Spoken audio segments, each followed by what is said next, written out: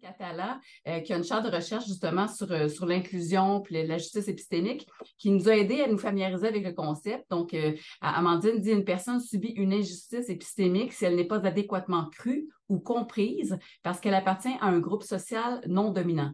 Donc, on a eu la chance au sein de la chaire de discuter de ce concept-là et plusieurs des pairs chercheurs qui travaillent avec nous ont mentionné avoir été victimes à de nombreuses reprises de ce type d'injustice épistémique. Et donc, c'est ça qui nous a permis de mettre un peu la table aux discussions qu'on va avoir avec vous aujourd'hui.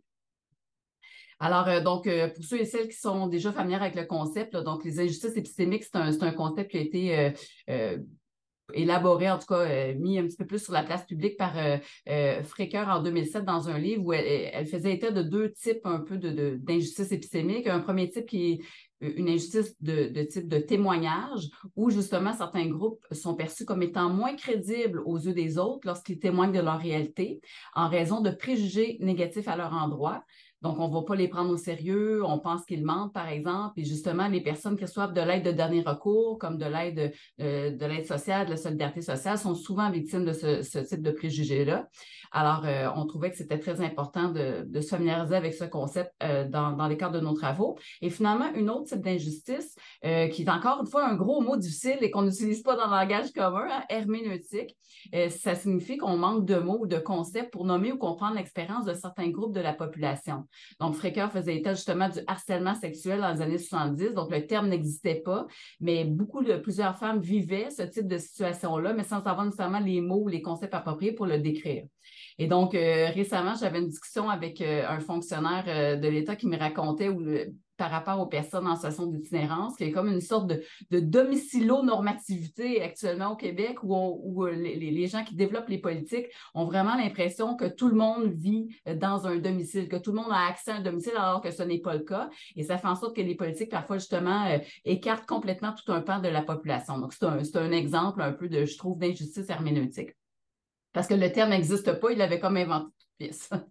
Alors, si on continue, Hélène, donc pour nous, pourquoi c'est important de s'intéresser aux injustices épistémiques lorsqu'on s'intéresse à la réduction des inégalités sociales de santé? C'est parce que justement, les personnes qui se situent au bas de l'échelle sociale et qui sont donc les plus exposées à ces inégalités sociales de santé-là, elles vivent des réalités qui ne sont souvent méconnues, qui sont méconnues des personnes qui élaborent les politiques, qui sont méconnues des chercheurs aussi, parce qu'il existe toutes sortes de barrières, puis Pierre et Julie auront l'occasion de vous en parler, des barrières dans la participation aux recherches par ces personnes-là, de sorte que justement, on comprend moins bien ce qui leur arrive. Donc, ils ont des obstacles à la participation à la recherche, mais ils ont aussi des obstacles à la participation à toute structure de consultation publique. Là, hein. Donc, quand on fait des consultations dans les villes, par exemple, on invite monsieur, madame, tout le monde à participer. Bien, souvent, les personnes qui sont en situation de défavorisation socio-économique vont se sentir soit moins légitimes de participer ou n'auront pas les moyens de s'y rendre. Donc, ça fait en sorte que puisqu'on élabore nos services puis nos politiques publiques en ne connaissant pas bien leur réalité, bien, on fait des erreurs et nos politiques actuellement, bien, souvent, elles vont augmenter les inégalités au lieu de les réduire. Donc, d'où l'intérêt vraiment pour une chaire comme la nôtre de s'intéresser à ces injustices épistémiques-là et de tenter de les réduire au maximum. Alors, je cède maintenant la parole à Hélène.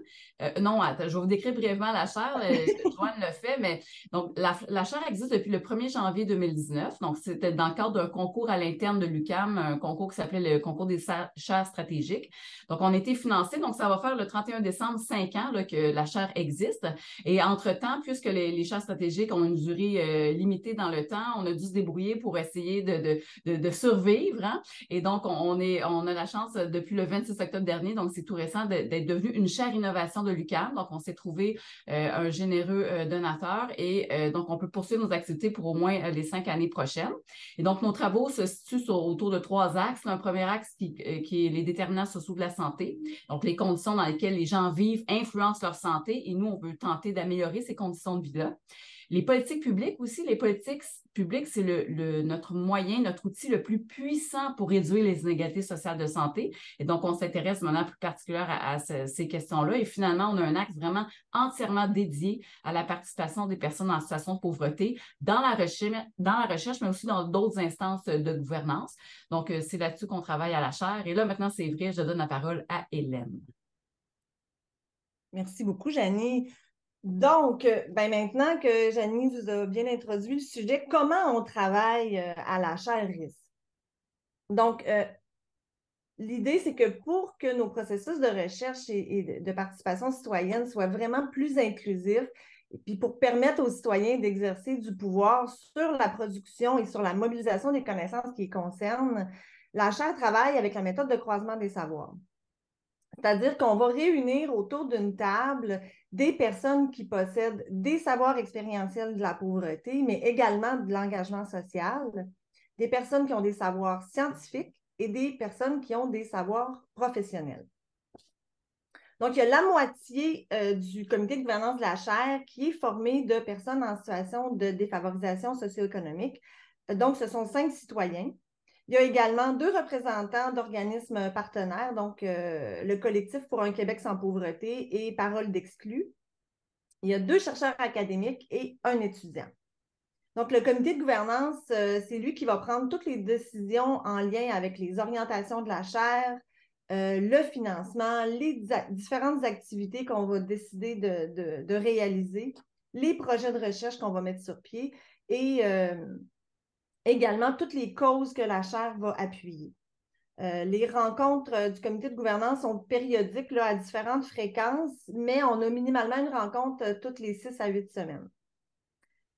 Il y a quelque chose de très important, c'est l'implication des organismes de défense des droits. En fait, c'est primordial pour nous permettre de rester ancrés dans la réalité et puis d'avoir une espèce de dialogue commun autour des transformations sociales qui sont nécessaires à la réduction des inégalités.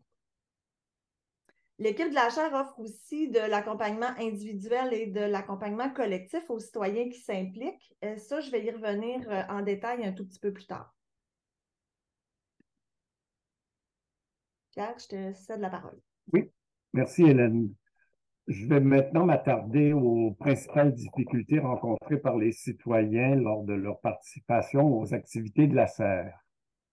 Souvent, ces citoyens-là qui sont appelés à s'engager sont en mode survie quotidienne.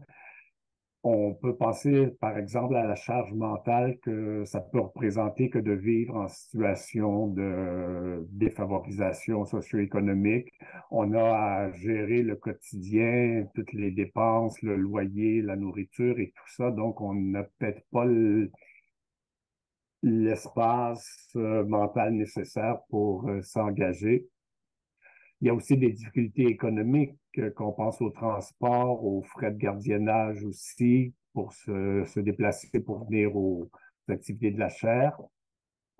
Il y a ce qui est assez répandu, la fracture numérique, c'est-à-dire qu'on fait la plupart du temps nos rencontres par Zoom, donc par Internet. Alors, il faut avoir tout l'équipement nécessaire, l'ordinateur, la caméra et tout ça.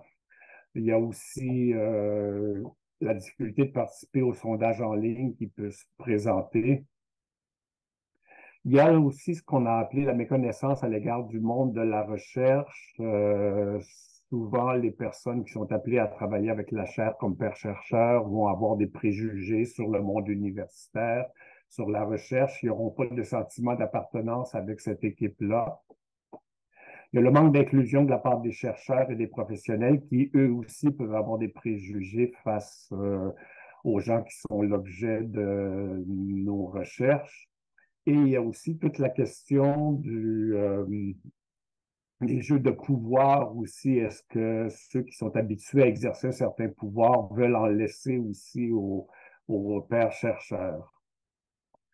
Il y a aussi ce qui me touche plus particulièrement, les niveaux de littératie variables. On parle ici de difficultés à comprendre le jargon.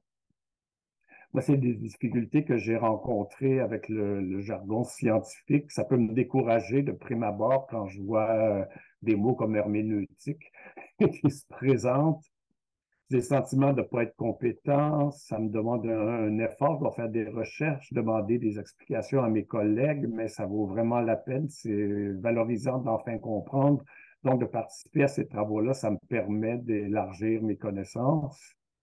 Et il y a aussi la notion du temps et de la disponibilité. Moi, personnellement, j'ai de la difficulté à dire non, mais je me retrouve à à essayer tout le temps de trouver du temps dans un horaire qui devient vite surchargé. À la chaire, on est assez peu nombreux comme pairs-chercheurs, comme équipe, et il y a beaucoup, beaucoup de travail à accomplir.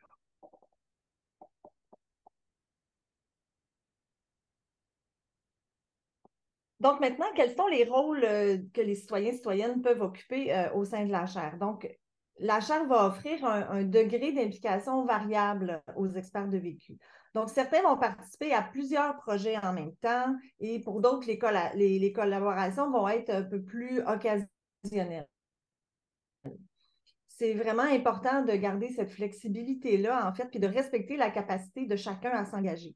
Mais ce qui est essentiel surtout, c'est que les citoyens et citoyennes se sentent toujours accueillis, même s'ils s'absentent des fois pendant des semaines ou des mois pour des raisons de santé ou pour d'autres raisons, qu'ils sentent en fait qu'ils peuvent revenir à tout moment puis qu'ils vont toujours être bien accueillis.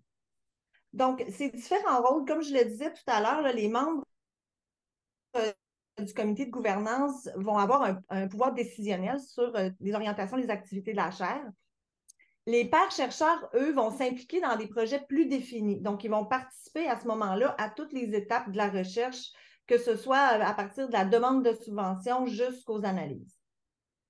Les livres vivants, ce sont des citoyens qui vont venir témoigner de leur vécu à la manière d'un livre avec des lecteurs et des lectrices. Donc, ce sont des témoignages plus ciblés. C'est une méthode qui permet vraiment d'établir un dialogue pour déconstruire certains préjugés. Les premiers livres vivants ont d'ailleurs été mis sur pied, en fait, pour les préjugés envers les problèmes de santé mentale. Mais ça s'est étendu depuis ce temps-là. Et nos ateliers à nous de livres vivants, les citoyens vont venir témoigner afin de lutter contre les préjugés à l'égard des personnes qui reçoivent des prestations d'aide de dernier recours. C'est un projet qui s'appelle Vers une société plus juste. On va y revenir ça aussi un petit peu plus tard.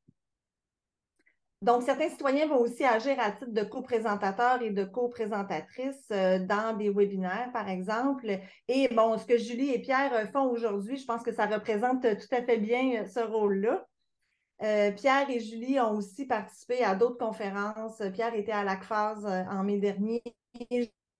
Julie a accompagné Janie dans des conférences. Ils ont tous les deux participé à plusieurs webinaires jusqu'à maintenant.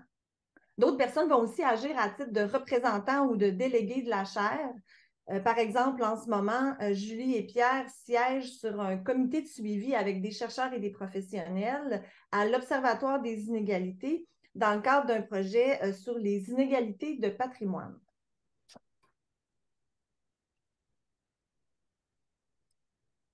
Donc, Janie, je te cède la parole pour le premier point. Oui, bien, donc, puisque c'est une chaire de recherche, bien sûr, on fait de la recherche. C'est de la recherche qui est financée par les organismes habituels, là. Le FRQ, le CRSH. Donc, on a eu différents projets en cours. Actuellement, on a un projet pour lequel on est très fiers. C'est une action concertée financée par le ministère de la Solidarité sociale qui consiste à identifier les préjugés à l'égard des personnes en situation de pauvreté dans les politiques publiques. Donc, c'est quand même assez fantastique d'avoir l'opportunité de travailler comme ça. Donc, on a vraiment constitué un groupe de pairs-chercheurs. Ils sont 9 autour de la table. On a tout un réseau aussi de partenaires qui collaborent à ce projet-là. Donc, ça, c'est un des projets en cours. On vient d'en terminer un sur le logement social qui était aussi une action concertée dans le cadre du plan de lutte à la pauvreté et à l'exclusion sociale. Donc, puis il y a différentes demandes de subventions en cours aussi en évaluation actuellement. Donc, toutes nos activités de recherche s'inscrivent dans les 3 axes que je vous ai présentés tantôt. Parfait. Est-ce que tu veux dire un mot sur les formations ou je passe à l'autre point? C'était les formations qu'on veut développer pour les pairs-chercheurs. Ouais. Je pense que tu peux plus en parler que moi. Bon, ben c'est ça. Parfait. Donc, oui, ben, dans nos activités, on travaille présentement là, à développer différentes formations. C'est surtout pour outiller là, les pairs-chercheurs qui veulent venir travailler à la chaire. Pierre le disait tout à l'heure, hein, que parfois, juste au niveau des termes qu'on utilise, ça peut être rébarbatif un peu au départ. Donc, on essaie de développer différents outils qu'on va offrir aux pairs-chercheurs avant qu'ils viennent se joindre à nous. On travaille aussi à développer des activités de croisement des savoirs. Comme je le disais tantôt, on organise des webinaires mensuels qui sont toujours en lien avec les inégalités sociales. Donc, pour les webinaires, ce qu'on fait, c'est qu'on crée des duos parfois improbables entre donc un expert de vécu, c'est une personne qui a une expérience vécue du sujet là, auquel on s'intéresse, et on va le mettre en lien avec un chercheur ou un professionnel, et ensemble, ils vont devoir développer un webinaire. Mais l'équipe de la chaire va évidemment les accompagner là, tout au long du développement du webinaire. Et les sujets sont souvent inspirés de propos que nos pairs chercheurs ou les experts de vécu qui travaillent avec nous vont avoir évoqués, ou les sujets sont carrément des idées là, qui viennent de notre équipe de pairs chercheurs. On travaille aussi à développer différents outils de mobilisation des connaissances pour différents publics, que ce soit des infographies, des capsules vidéo. On diffuse également des informations en lien avec les inégalités sur nos réseaux sociaux, donc Facebook, Instagram. On a également un site web et une infolettre qu'on publie à chaque mois.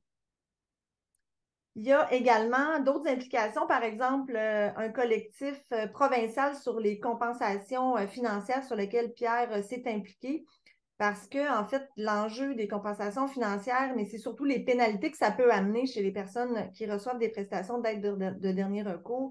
C'est vraiment une barrière très importante à la participation des citoyens en recherche. Julie? Oui, bonjour. Donc, nous allons maintenant aborder les forces de notre approche. Dans un premier lieu, il y a une relation de confiance qui s'est vraiment bien établie dans notre équipe, là, finalement, de travailler par rapport à un partage des pouvoirs, de partager en horizontalité. Là, justement, tout le monde peut discuter avec tout le monde. Également, Hélène a mentionné un accompagnement adapté selon le besoin des personnes, qu'il s'agisse d'une personne qui communique mieux à l'écrit pour partager ses réalités, mais également une personne peut soit témoigner, une personne peut, un citoyen, une citoyenne qui est membre de la chaire peut également partager l'information lors d'entrevues individuelles. Donc, nous ne laissons personne derrière. Ça, c'est un dicton que nous appliquons de plus en plus. Il y a comme aujourd'hui, la création d'opportunités de prise de parole et d'influence. Également, comme Hélène l'a mentionné, il y a une gouvernance partagée, donc une prise de décision par consensus, notamment grâce au comité de gouvernance. La reconnaissance du travail comme un travail en bonne et due forme est faite grâce à des compensations financières. Et les deux derniers points, je vais élaborer brièvement par rapport au travail à distance qui permet la participation de tout le monde. Il s'agit d'un outil clé pour la chaire et pour les personnes qui font face à des enjeux pour être sur place lors de nos réunions et de nos activités. Donc, qu'il s'agisse d'enjeux de santé, comme moi-même, j'ai une situation de handicap, qu'il s'agisse d'enjeux logistiques, comme la distance géographique qui sépare les membres de l'équipe. Encore une fois, nous ne laissons personne derrière. Et le fait d'avoir des rencontres à distance, c'est que cela permet d'avoir une grande variété d'opinions, non seulement centrées sur Montréal. Et le dernier point, valorisation et mobilisation des savoirs expérientiels des personnes en situation de pauvreté. Selon moi, il s'agit d'un point qui est clé parce que les personnes qui ont vécu des réalités en relation avec des inégalités de santé et les personnes qui ont utilisé des programmes et services de santé, de services sociaux, bien, ces personnes terrain sont les mieux outils pour détecter et rectifier, par exemple, les écarts entre la théorie qui est menée par un projet et c'est de distance entre la théorie et la réalité lors par exemple, d'élaboration des projets. Par exemple, nous pouvons ensemble valider les objectifs d'un projet de recherche, étant donné que ces réalités sont souvent le moteur des projets. Et ensemble, en validant nos objectifs, c'est un exemple parmi tant d'autres, nous pouvons nous assurer que les projets soient représentatifs des réalités des personnes concernées. Alors, il s'agit d'une plus-value. Alors, je vais céder la parole à mes collègues pour la prochaine présentation. Oui, merci Julie. Bon, ici, on a essayé de rassembler en quelques exemples, en fait, quels étaient les ingrédients les plus importants là, de notre approche. Je pense, en fait, que tout d'abord, là, quand on s'engage dans une telle démarche, il faut tout d'abord écouter. Écouter parce que la parole, c'est souvent le seul outil que les citoyens vont avoir pour se faire entendre. Chaque personne doit vraiment se sentir écoutée avec respect pour que ses savoirs soient reconnus. Comme ça fait plusieurs années qu'on travaille ensemble au comité de gouvernance, bon, on a appris à se connaître et ça permet de soutenir et de bien valoriser les compétences et les savoirs des citoyens qui s'impliquent là, avec nous. Donc, en plus des rencontres de groupe, comme je le disais tantôt, on offre aussi du soutien individuel et c'est ça qui nous permet là, de travailler au rythme de chaque personne.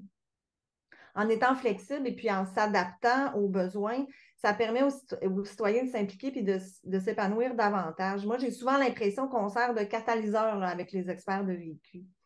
Je vais vous donner un exemple là, rapidement. Dans le fond, il y a une père chercheur qui était à sa première expérience avec nous dans un projet de recherche.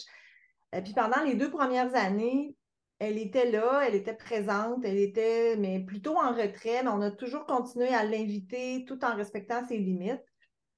Et tout récemment, elle a levé la main pour participer à un webinaire puis pour prendre la parole. Donc, ensemble, on a fait 4 ou 5 rencontres individuelles pour bien cibler le message qu'elle voulait livrer, pour l'aider à préparer son texte et l'aider à se pratiquer pour qu'elle se sente prête à prendre la parole. Donc, c'est vraiment cet accompagnement-là qui est essentiel là, pour pouvoir prendre la parole comme ça. Donc, il y a aussi un élément important, c'est la force du groupe.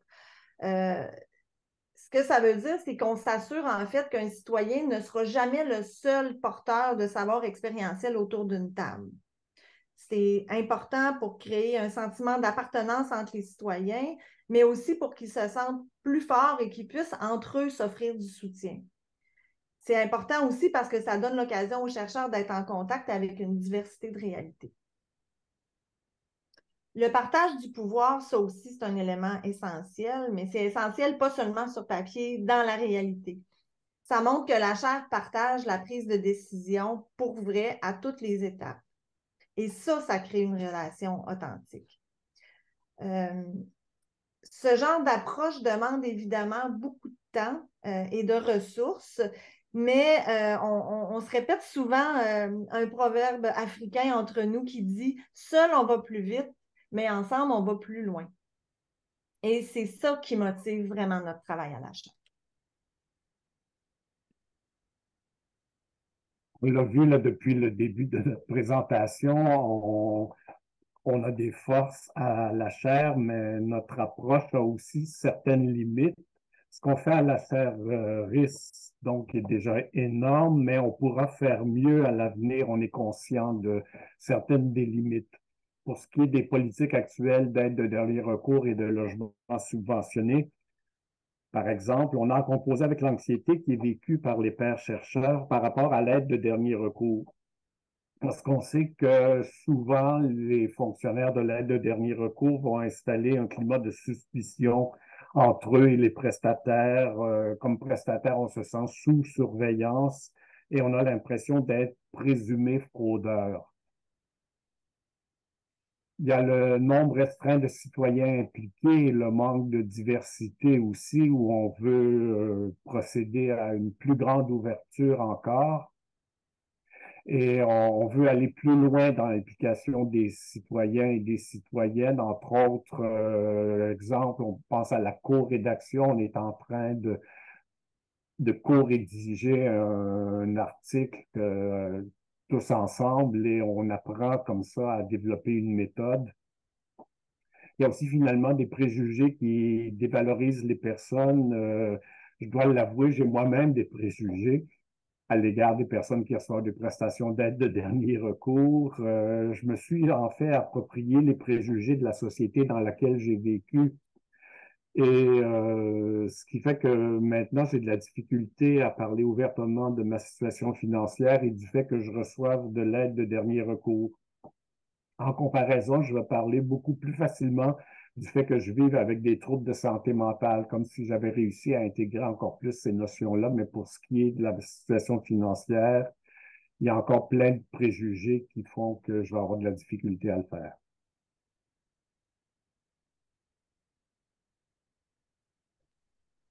Oui. Julie? Donc, Nous allons maintenant aborder les nombreuses retombées de notre approche. Donc, c'est Pierre et moi qui allons nous partager la présentation de ceci. Donc, je vais démarrer par les retombées scientifiques. Donc, succès dans les demandes de subventions et production des connaissances scientifiques prioritaires pour les citoyens et citoyennes concernés par nos recherches.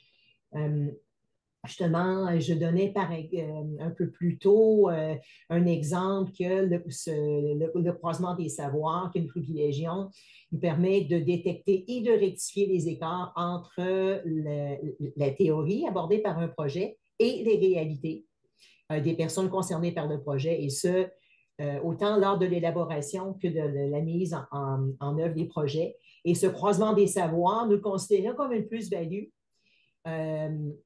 pour améliorer la qualité, la portée et les retombées positives des projets et des activités sur la chaire. Donc, justement, là, pour aborder cette question de succès dans les demandes de subventions, parce que c'est ce qui nous permet d'avancer, justement, et de poursuivre nos activités et de poursuivre à générer le changement que nous désirons générer. Alors, Pierre, à toi la parole maintenant pour présenter le dernier point. Il reste comme retombée scientifique le fait que les recherches qu'on poursuit à la chaire sont entrées vraiment dans la réalité. Moi, je vais vous dire que je ne crois pas qu'il soit pertinent de faire des travaux de recherche sur un sujet sensible comme la pauvreté, par exemple, sans vraiment prendre en considération le point de vue de ceux qui vivent la situation et celui aussi des professionnels qui contribuent à la réduction des inégalités. Et ce, vraiment à toutes les étapes de la recherche, comme on vous le dit depuis tout à l'heure. L'éclairage qu'on donne, en fait, que les experts et les experts de vécu apportent sur la situation permet vraiment d'ancrer nos recherches dans la réalité. Il y a aussi des retombées sociales. Je pense entre autres au développement d'une intervention qui est utile pour les organismes de défense des droits. Dans le cadre de ce projet de recherche qui s'appelle Vers une société plus juste, que la chaire a créé en 2022, en fait, il s'agit d'une intervention pour lutter contre les préjugés à l'égard des personnes qui reçoivent l'aide de dernier recours. Et c'est dans ce projet qu'on a recruté des experts et des expertes de vécu et on leur a offert une formation et de l'accompagnement individuel afin qu'ils et elles puissent témoigner de leur parcours sous forme de livres vivants. Dans des entretiens qu'ils et elles nous ont accordés après avoir vécu l'expérience, ils ont révélé que ce projet avait eu un effet transformateur dans leur vie. Ils et elles ont connu une véritable progression personnelle quant à la confiance en soi, à la capacité de s'exprimer en public, au sentiment d'appartenance à un groupe. On ne fait pas seulement de la recherche ensemble, mais on développe des liens. Et ces liens de confiance-là ont permis, en fait, d'augmenter le capital social de chacun. Les experts et les expertes de vécu ont aussi constaté que leur participation au projet les a aidés à progresser dans leur rétablissement. J'ajouterais finalement que l'activité a également pour objectif d'amener des changements de perception qui vont favoriser éventuellement des politiques publiques plus justes et équitables. Et il y a aussi des retombées humaines. Julie, je te donne la parole. Oui, par rapport à ce dernier point, nous avons à l'écran trois citations qui proviennent des membres, justement, de nos membres citoyens et chercheurs. Ça m'a gardé en vie et impliqué. Ça a donné de l'importance à ce que je vivais. Mon savoir a été valorisé. Ça a donné un sens à mon travail. Je sens que j'agis en cohérence avec mes valeurs. Et par rapport à ces citations, je pourrais ajouter ceci à titre personnel, qu'il s'agit de démarches qui m'ont branché dans un processus porteur d'espoir et de changement. Aussi, et très important dans mon cas, une façon d'être utile, de me sentir utile et de mettre à profit mes connaissances, mes expériences et mes habiletés transférables. Et c'est une approche qui a donné un élan à ma participation aux activités de la chaire. Lorsque j'ai arrêté de travailler, je ne me sentais plus utile, je ne me sentais plus pertinente. et puis de me brancher avec une équipe où je fais un travail, c'est un élément qui continue d'être important. Alors, merci et je vais céder la parole à mes collègues pour la suite.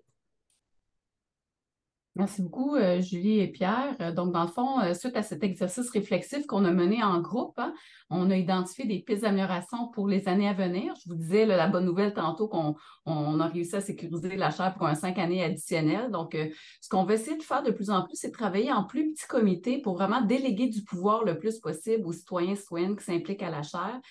Pour moi, les enjeux de pouvoir sont hyper importants. Puis même si on essaie de partager le plus possible le pouvoir avec les citoyens et citoyennes, reste que quand même les ressources sont gérées à l'université. Tu sais, il y a des différences de statut et tout ça. Donc, on va essayer le plus possible de redonner du pouvoir entre les mains des personnes citoyens et citoyennes.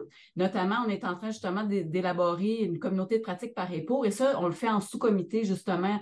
Les citoyens et citoyennes ont décidé de donner une charte de valeurs. Ils sont tout en train de développer ça ensemble avec le soutien d'Hélène.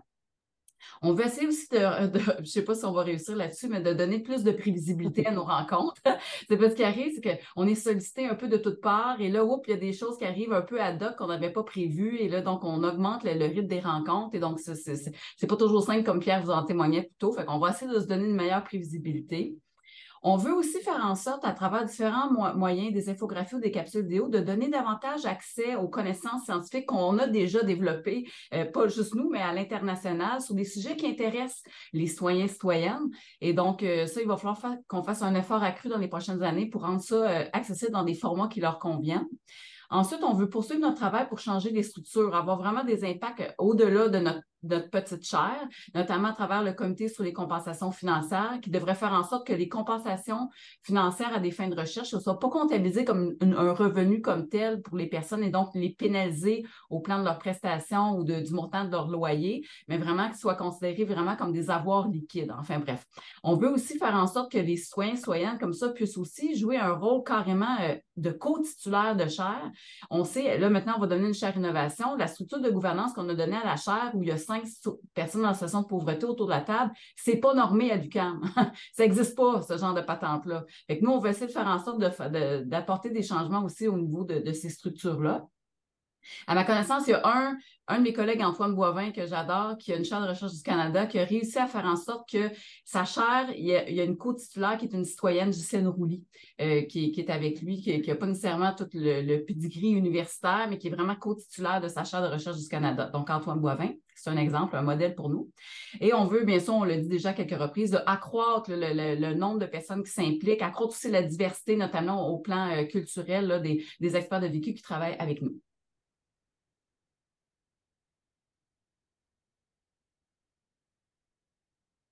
Et donc, en résumé, nous présentons ceci, les points saillants là, que nous avons abordés. Donc, d'offrir des formes et des degrés d'implication variables. En effet, ce qui est intéressant, c'est que, comme mentionné, certaines personnes vont préférer participer à certaines activités selon leurs forces ou en fonction de leur réalité de vie. Et également, une personne peut prendre du recul de des activités sans se sentir coupable. Alors, c'est une très grande force pour travailler selon le rythme de toute personne. Il y a la question de cette fracture numérique, littératie numérique que nous avons abordée. Comme mentionné, les outils numériques peuvent contribuer au projet de recherche, mais il faut les employer d'une manière qui respecte les capacités et les connaissances de toute personne. Donc, comme mentionné, on ne laisse personne derrière par rapport à la facture numérique. Si un membre de la chaire a besoin d'un petit coup de pouce, c'est tout à fait possible, c'est même souhaitable. Alors, je vais céder la parole à mes collègues pour le reste de cette présentation. Oui, merci, Julie. On est conscient à la chaire aussi qu'on doit tenir compte des impacts possibles sur la situation financière des participants.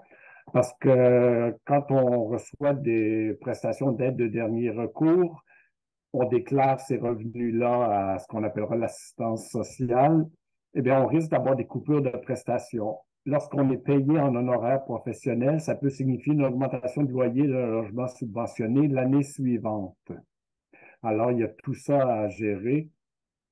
De plus, il est souhaitable de payer les compensations aux participants le plus tôt possible après l'activité. Et je vous dirais en terminant que la recherche inclusive telle qu'on la pratique à la chaire RIS a des visées de transformation sociale. En fait, elle transforme tous ceux et celles qu'elle touche. C'est un beau mot de la fin. Merci, Pierre. En terminant, on voudrait remercier de tout cœur la Fondation Lucie et André Chagnon pour son soutien financier. Et merci à tout le monde de votre attention. On vous partage sur cette dernière page les liens pour accéder à nos différents réseaux sociaux. Et vous pouvez aussi juste prendre une photo du code QR et vous aurez accès directement à nos réseaux sociaux. Merci.